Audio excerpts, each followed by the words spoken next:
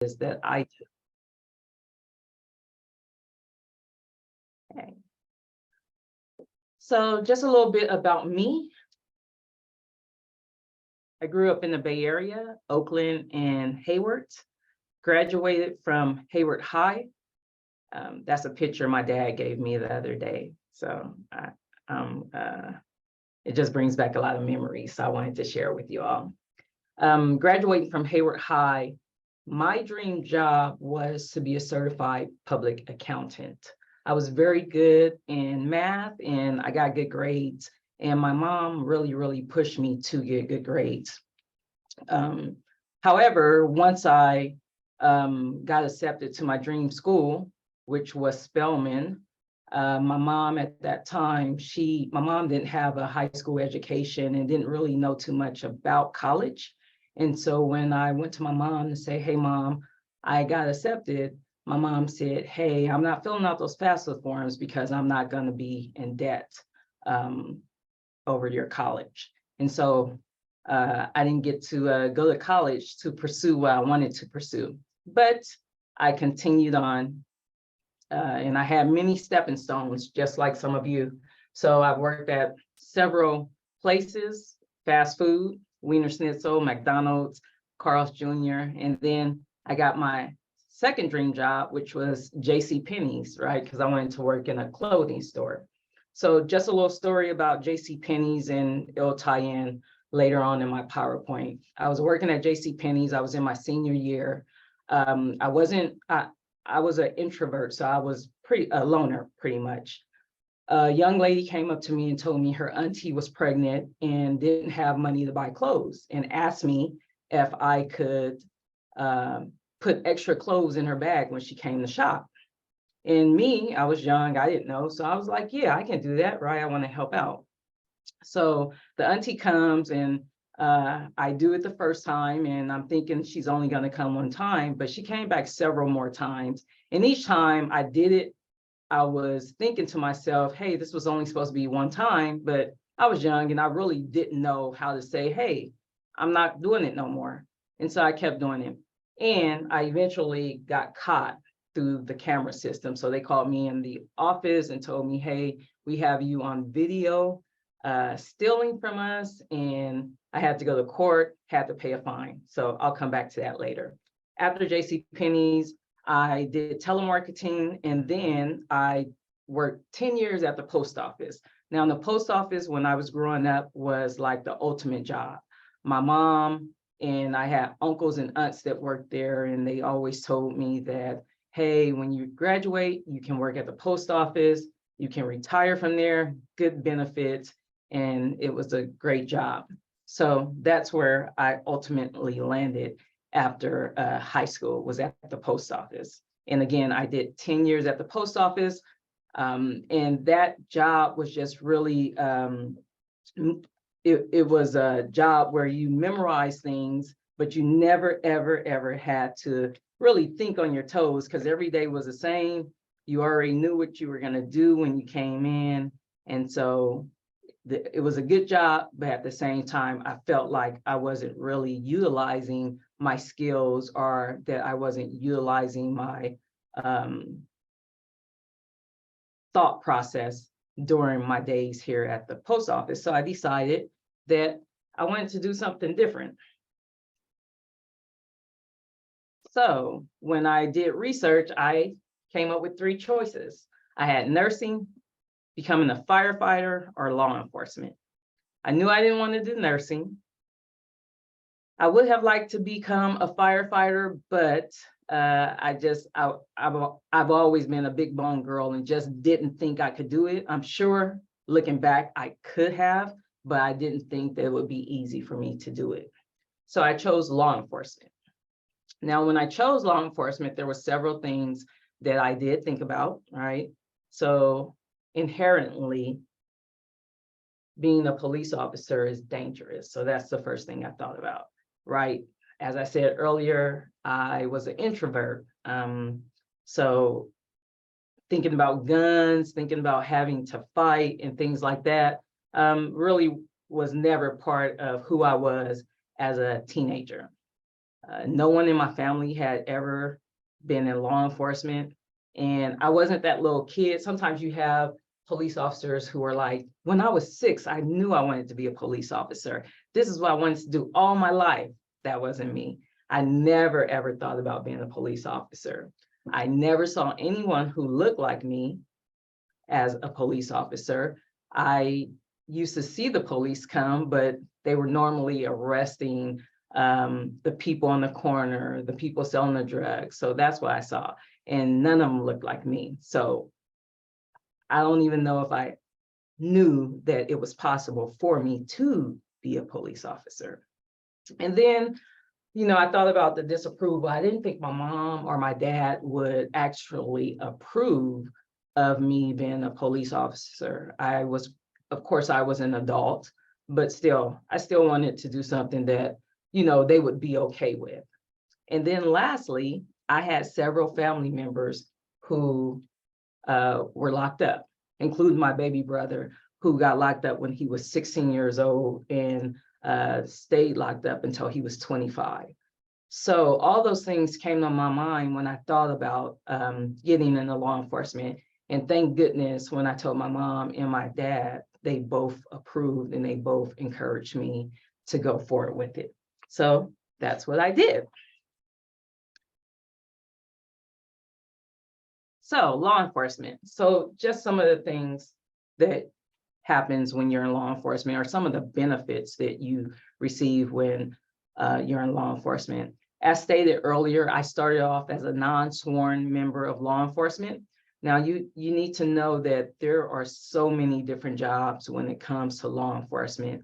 Being a police officer is not the only job that you can do being in law enforcement, right? You have record clerks, you have dispatchers, community service officers, ambassadors, video recovery clerks, lawyers, crime analysts, crime scene technicians. So there are many, many, many jobs that fall under law enforcement. And I think a lot of people, when they hear it, they automatically think police, right? So again, I started off as a non-sworn member of law enforcement, non-sworn meaning that I don't carry any weapons, I don't enforce the law, but I work within the police department. And then from there, I applied to become a police officer and was hired. So some of the things that I have gotten to do in my career is fight for justice, right? Protect and serve, fight for those who can't fight for themselves. So whether it's being a patrol officer, a detective, you're fighting for justice. You're fighting for those people who cannot fight for themselves. So if your phone gets stolen, right? As a police officer, it's my job to help you get your phone back, right? To help prosecute the person who took your phone. So it's very rewarding. You get to make a difference. Every day is a different day, and every day you can make a difference in someone's life if that's what you choose to do. Whether that's giving somebody a smile, whether that's introducing yourself to a kid, whether that's helping someone who may not have what they need to get employment. So for instance, when I first started, there was a young lady here, not here, but in Oakland. She grew up in foster care. She turned 18 and she was put out on the street. Well, she wanted to get a job, but she didn't have her ID. So it didn't cost me much just to say, hey, I'll pay for your ID. I'll take you to go get your ID. And she's my friend. She's been my friend for the last 23 years now, right? She always comes around, whether she's doing bad or she's doing good. She always comes around and she calls me her auntie. So she always calls dispatch and she's always like, hey, can you tell my auntie Anisa McNack that such and such called and here's my new number. So you can definitely make a difference. And, I do a lot of things within the community that makes a difference. And we can talk about that later. Community service, being part of the community. Whenever you're in law enforcement, you should be part of that community, meaning that you shouldn't just go work in that city because it's a job, but you need to do something outside of the job. So I volunteer a lot of my personal time to do things within the communities where I work, because I want to get to know the people and I want the people to get to know me. The pay and benefits are excellent, so that doesn't hurt, right? You get extra pay for schooling. You get money to go to school, right? You get good pay that will allow you to do whatever those things are you want to do, whether it's travel, whether it's buy property, buy material things, whatever that might be. The pay and benefits are very good, and you also get retirement. So I know I look like I'm about 9 years old, but I retire in 2 months. So the pay and benefits are really, really good. And then building relationships, meeting people and creating lifelong friends. I have met so many people through my daily tasks that are my friends, are my little sisters.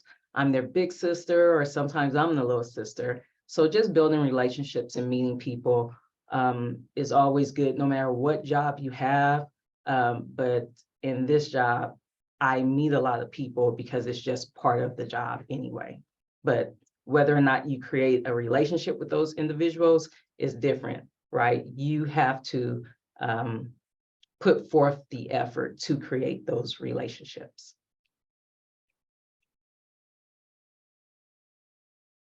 Okay, so my job right now is I am a watch commander.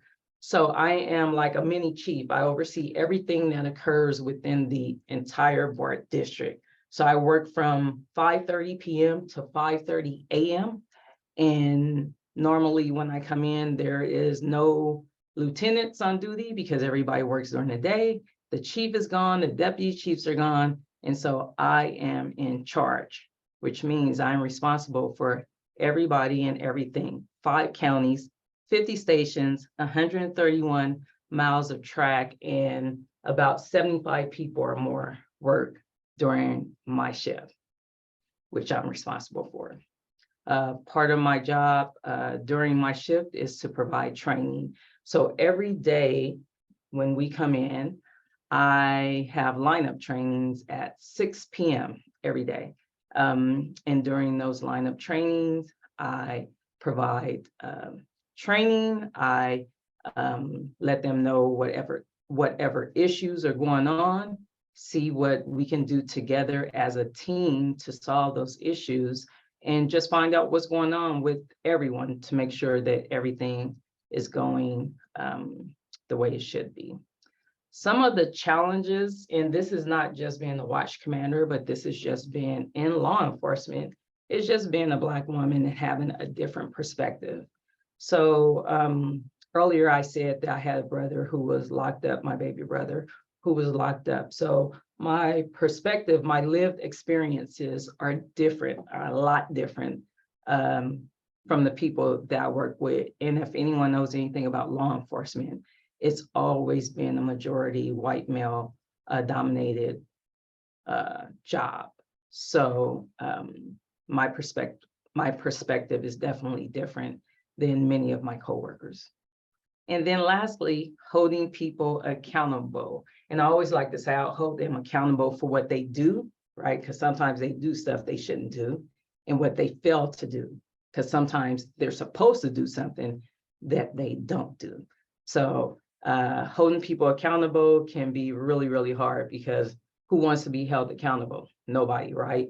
But at the end of the day, I have to hold people accountable because everything is going to come back on me.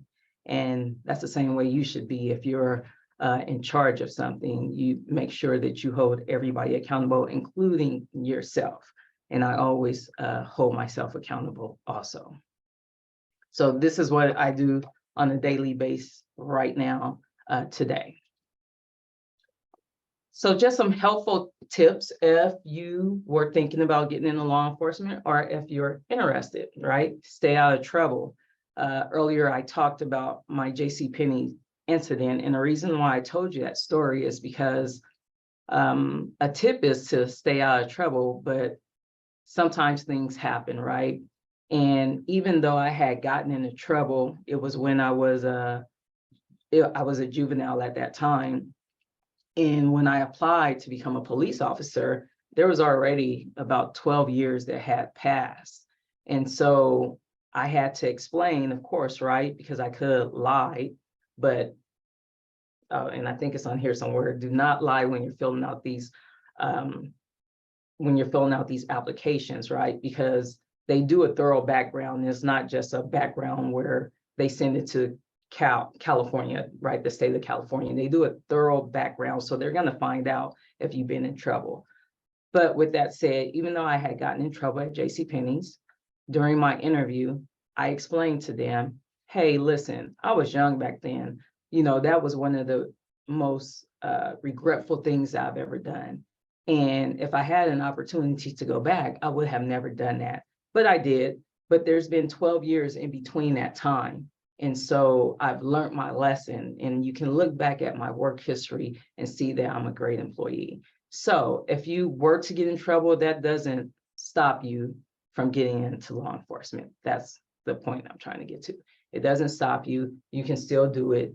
There may have to be time in between, but long as you're able to articulate what occurred and why it occurred and how you're different now.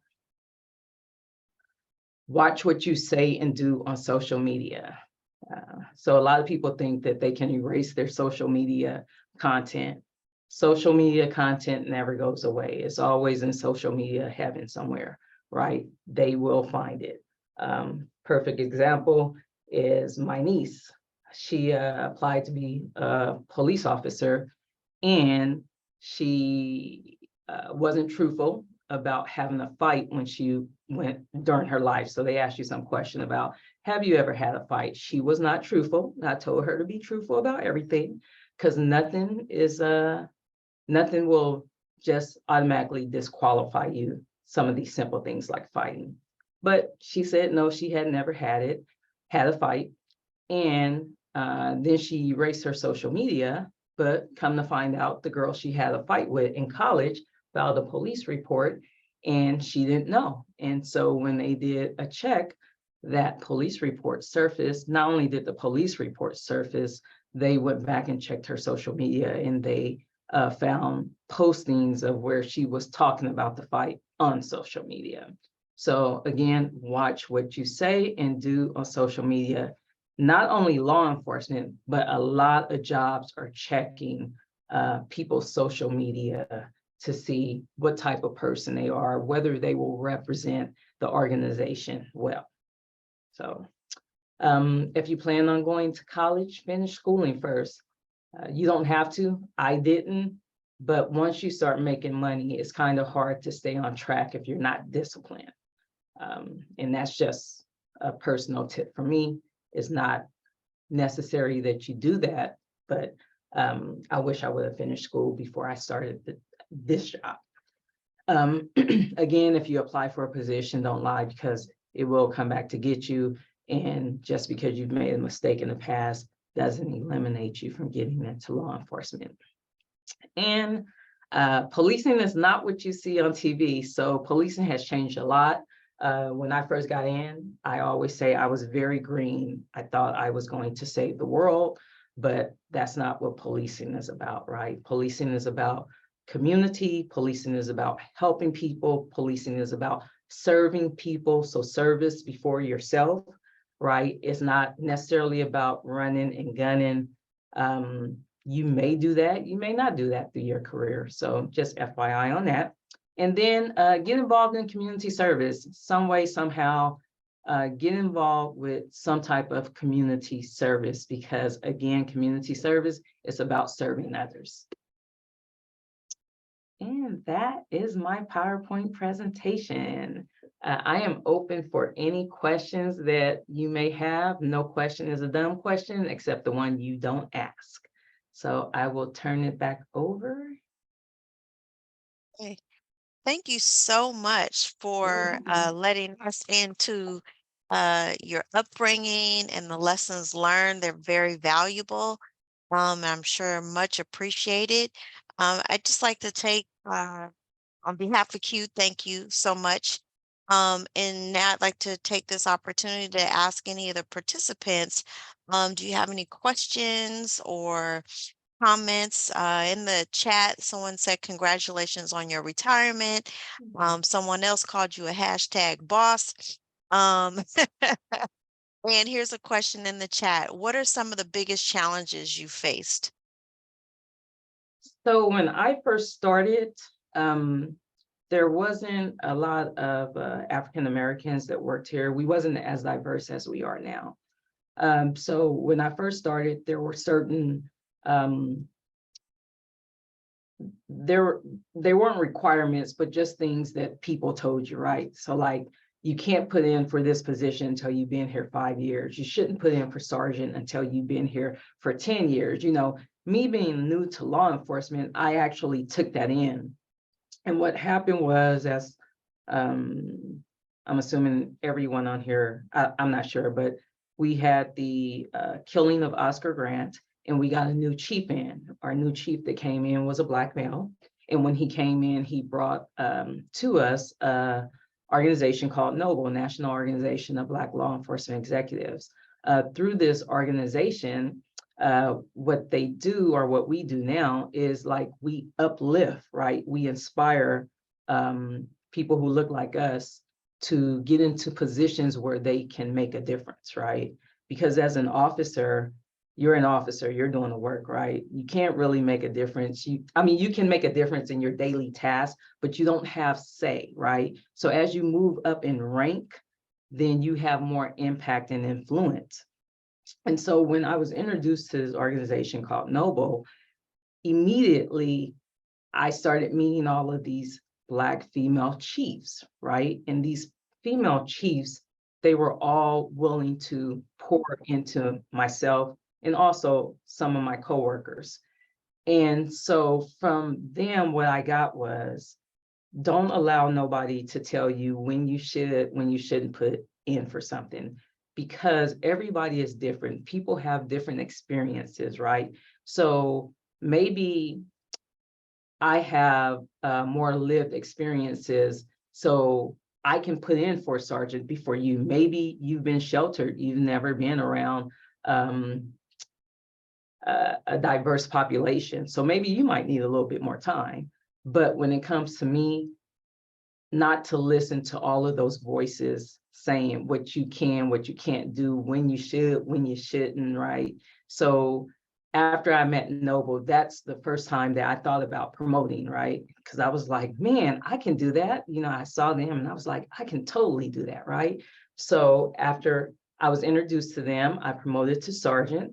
And then I went into detectives. I just started putting in for all these different assignments. So I think that that was one challenge for me that I didn't really know was a challenge initially.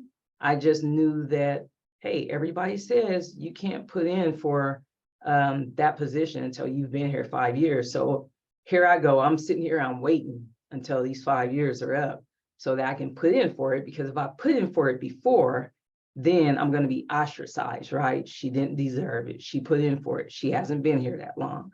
So it's just little things like that. So I'll just tell everybody, you know, whenever you go anywhere, whatever job you decide to do, don't allow other people to dictate when and how you advance in your career. Great advice. Um, any other questions? I have a question. Good evening, Lieutenant McNack. So, being a Black woman and having different lived experience than the majority, I think you said it's a white male dominated career path. Like, how does that show up, or how has that shown up in your almost 20 years of experience? Like, how has that shown up? Like, are there any examples where you've had to maybe share your experience with someone who maybe doesn't understand, or like how do you like navigate those circles where your perspective is so different from those that you work with? So I think what I've learned is that I mentioned earlier that I'm pretty much an introvert. But what I've learned is that you have to speak up, and there's a certain way to do that, because if you speak out of anger, then you're perceived as being angry, right? And sometimes people just don't get it, even when you explain things to them, right? They just don't get it. But for me, um, I have to live in my truth. So when something is not right, or when I see something different, I have to say something, right? Because that's why you promote, right? So you can have a seat at the table. If you just gonna sit at the table and keep it warm, then why are you at the table? So for me, I have to say, I have to say things, and a lot of times, even today, people look at me like, I mean, it's real. People look at me like I'm thinking outside the box. And it's not that I'm thinking outside the box. I just think differently. I see things differently, you know? So um, if you stop somebody and you immediately go hands on and you say it's because, just say you say it's because um, you were in fear for your life. So for me, I'm going to pull that person to the side. I'm going to be like, listen, this is what you did. I know this is what you said, but I just looked at the video, and to me, it didn't it didn't look like that. It looked like it was contempt of cop. I mean, like, I'm just saying, and everybody wants to tell me, because people are always telling me this. It was a situation the other day. People tell me it's everybody has different perception. I get that. I get that. But I'm just going to tell you my perception. And if nobody hears me, nobody hears me. But my perception is normally always different. So I hope I answered your question. You Yes, you did, thank did. you. Okay. Thank you. There's another question in the chat. Why is community and organizations like Noble, the support so important in your personal and professional life? So again, it's important in my life, because if it wasn't for Noble, I don't know if I would have promoted. I really don't, because I didn't have the push from the people I work with. Right? They're not going to push me. They don't push me. I always, whenever I've promoted or whenever I've put in for things, I've gone outside. So I'll give everybody a quick example of what I'm talking about. So when I applied for a sergeant, I'm terrible at interviews. I'm an introvert and I don't like to talk unless I have to. So I understood this and I knew this, right? So I started studying probably before they even put the test out. So probably 4 months before. Every Friday I was off. Every Friday I went to a study group for about 4 hours every Friday. I came out number one. So proud of myself. I was like, yes, I did it, right? So a lot of people who I started with also took the same test. And so nobody said anything to me, but I'm in detectives at the time, and we're all sitting around the table. My sergeant's there, and then 7 detectives. And so the results had just come out that morning. I'm juiced, I'm happy. And so my sergeant wanted to talk about, hey, how everybody was feeling. The results were out. Some people didn't do so well. So somebody who I started with, he's a Filipino male. I've been to his church before, met his wife, know his kids, everything. He says at this table, he said that he was upset because he felt people were getting promoted due to diversity, because we had just got new core values, and diversity was one. And I was sitting there and I felt like this small, because I'm like, he's talking about me. But not only did he say it, then everybody around the table started agreeing with him. And I'm sitting there, and at this time, I didn't know what to say. I didn't want to be ostracized. And I mean, I should have spoken up, right? But at the time, I just didn't know what to say. So it's just little microaggressions like that, because at that point, I started looking at things differently, right? Long as we're here, then I'm good. But if I'm here and you're here, then it's not what I did to prepare, but it's diversity, right? Nope. I thought people should have been asking me, hey, what did you do? How did you become number one? But nobody asked me that. Everybody was like, it was because of diversity. So One more question in the chat. What are you going to miss most about your job after your retirement, and what are you looking most uh, forward to And then part B to that is, are there other um, Black women or minorities in leadership that are in line for succession after you? Like, what does that look like currently in BART? Okay, so the thing I'm going to miss the most are the relationships that I've built, not necessarily with my coworkers, but people that I've met through my career. I'm also going to miss the individuals I've mentored. So if any of you need a mentor, mentors are very important in your life.